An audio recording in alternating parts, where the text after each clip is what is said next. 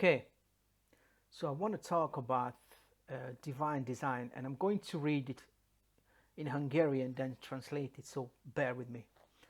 So there's a guy called James Tour, he's a nanoscientist, and he said only a rookie who knows nothing about science would say science takes away from faith. If you really study science, it will bring you closer to God.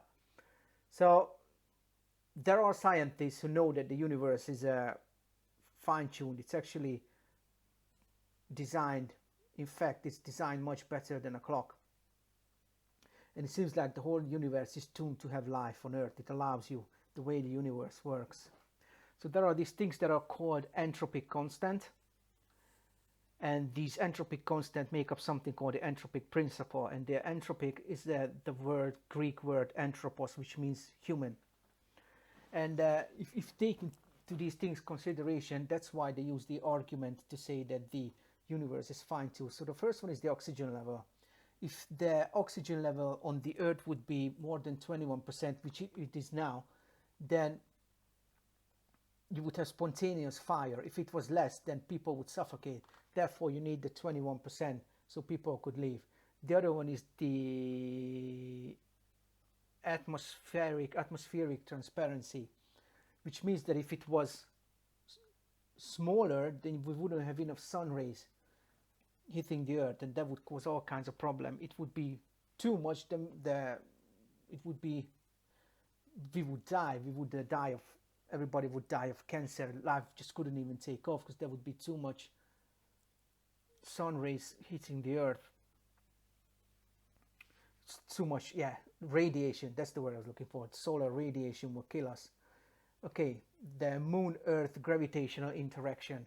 If it was greater, then the ocean and the sea motion would destroy everything, because all you would have is tsunamis everywhere. If it was smaller, then the climate would be so unstable that there wouldn't be any chance for life. If the CO2 level were higher, then if it was higher, then the greenhouse effect would destroy everything. Where was I? If it was smaller, then the plants wouldn't be able to do effective photosynthesis. Gravitation. Now, if the force of gravity was smaller or greater by 0.31 zeros and 1%, then the sun wouldn't exist. So again, if the gravity was smaller or greater by 0.31 zeros, 1%, the sun wouldn't exist. If the centrifugal force that comes from the planetary motion wouldn't be in a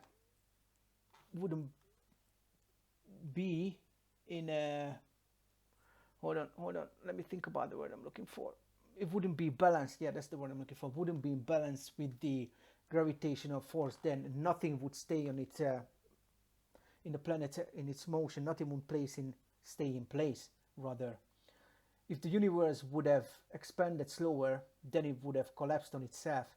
If it would have expanded faster, then the stars wouldn't have been able to form. And the rate is 0.12345 zeros and 1%. So 0.601% is the difference. That if it had expanded that much faster or slower, then the universe wouldn't exist. Okay, the other one is the law of physics. Every law of physics, everything that has to do with the laws of physics is it could be explained by the speed of light. And if the speed of light would be different, then life wouldn't be possible on Earth. If the water evaporation level in the atmosphere would be higher, then the greenhouse effect would increase the temperature. If it would be smaller, then it would be too cold for life to exist.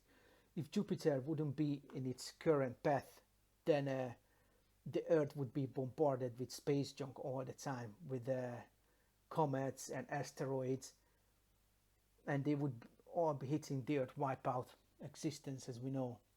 If the Earth's crust would be thicker, then it would absorb too much oxygen and it would be impossible to live. If it was thinner, then the volcanic and tectonic movement would make life impossible to exist. If the Earth would rotate faster than 24 hours, then the temperature difference between night and day would be too great. If it would be less, no, if it would be, the rotation would be less, then the problem would be, I'm saying it wrong. Okay, let me try again, sorry. So, if Earth would rotate slower, then the difference between night and day would be too great. If the Earth would rotate faster, then the atmospheric air velocity, the speed of the wind would be too great for anything to live. I remember reading an article about some wind on, I think, Jupiter, and it travels by thousands of miles per hour. Imagine if that would happen on Earth, we would never live. We would never live to see it. Okay, I'll be back.